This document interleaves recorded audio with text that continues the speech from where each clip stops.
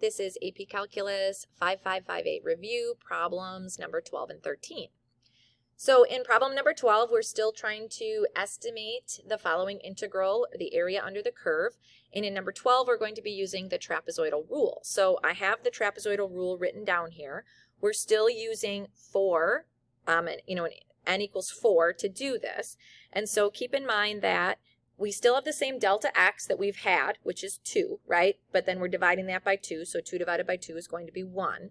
And then the pattern for the heights that we have to multiply our delta x over 2 is, remember that for trapezoidal rule and Simpson's rule, we always have one more value in our bracket or in our parentheses than what n is equal to, which is different than what we're used to for rectangles, right?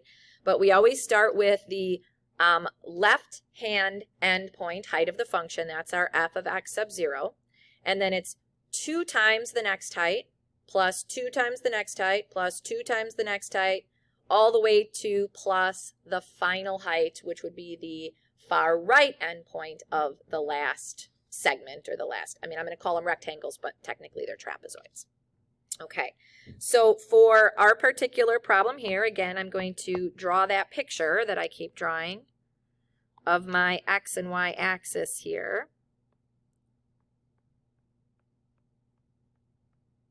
So 8, 6, 4, 2, and 0. Okay, and again, I'm approximating this with trapezoids, but that's okay. I don't really need to know that. I need to know that for the trapezoidal rule, but I don't need to know what the trapezoids look like. And again, keep in mind that my delta x divided by 2 is going to be equal to 8 minus 0 divided by n, which is 4, divided by 2. Well, I already know 8 minus 0 is 8, divided by 4 is 2, so 2 divided by 2 makes delta x over 2 equal to 1. So for my trapezoidal rule here, with 4 trapezoids, again, I'm going to first write this as delta x over 2. And then, again, I know that I'm going to be looking at the height of the function at basically x equals a, or my far left endpoint of my interval. So that's going to be at 0. So f of 0, I'm going to have to plug in, plus 2 times. Now again, if I'm dividing this into 4 intervals, the endpoints of my intervals are still in the same places. So then my next height is going to be here at x equals 2. So 2 times f of 2 plus, and then at x equals 4.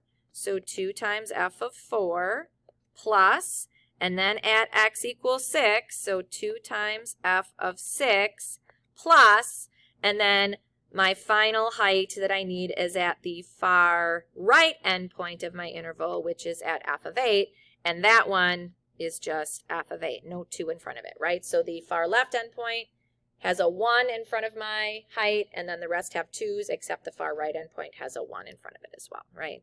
Okay, so now I just need to plug these values in, and most of these values I have found previously using or all of these values, I have found previously using my graphing calculator and the table feature, because remember, I plugged into y1, I plugged my function in, so that when I look at my table here, I have, when I plug in x equals 0, 2, 4, 6, I'm missing 8, so I need at x equals 8.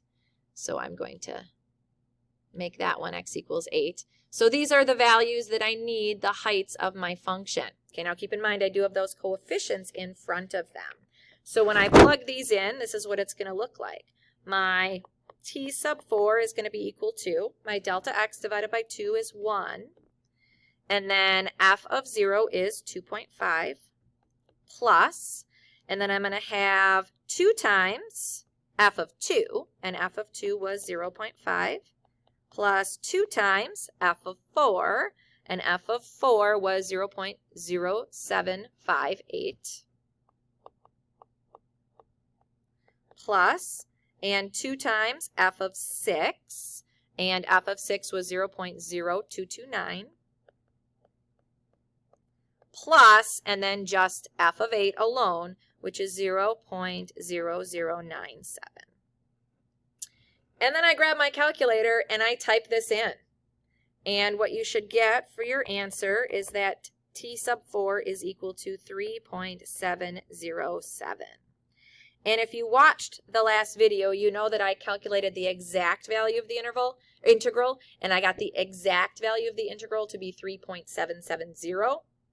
So this is 3.7, basically 1, right? So we're close. We're definitely within the ballpark using, sorry about that, I had that covered up, using trapezoids. Okay, so again, I'll just pause for a second here. Sorry, I had that calculator up on the screen when I was writing all those down, but hopefully you caught that okay, just plugging in those heights of the function from the graphing calculator.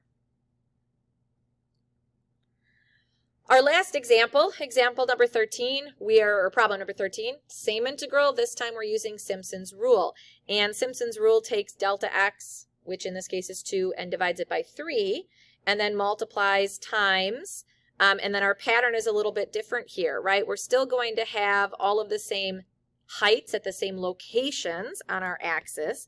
So again, I'm going to draw that out one more time here. We're looking at from x equals 0 to 8. So 1, 2, 3, 4, 5, 6, 7, 8, 6, 4, 2, and 0. And if we are cutting this up into 4 intervals, where I am putting these green dashed lines, those are still the endpoints of my intervals, right? So for this particular problem, my s sub 4 is going to be equal to my delta x divided by 3 times, and x sub 0 is the far left-hand endpoint of my interval, which is at x equals 0. So this is going to be f of 0. Plus 4 times the next location where I need a height is going to be at f of 2. Plus, okay, now the pattern is the next coefficient is 2 times, and then that's going to be f of 4 plus 4 times f of 6 plus, and then the far right endpoint of my interval is at x equals 8, so plus f of 8. No coefficient or a coefficient of 1 in front of that. And again, these values, x equals 0, 2, 4, 6, and 8, when you plug those into the function, the y values that you get, I have been using the table function on my calculator. My function is here in y1 equals, and so when I go to second level table, I have typed in x equals 0, 2, 4, 6, and 8, and I have gotten these y values right here, which just made those calculations really easy. So I've been taking those from the table function on my calculator. So when I plug these in, my s sub 4 is going to be equal to, I know my delta x has been 2 the whole time, right? So 2/3. And then again, f of 0, 2.5 plus 4 times f of 2, which is 0.5, plus 2 times f of 4, which is 0.0758,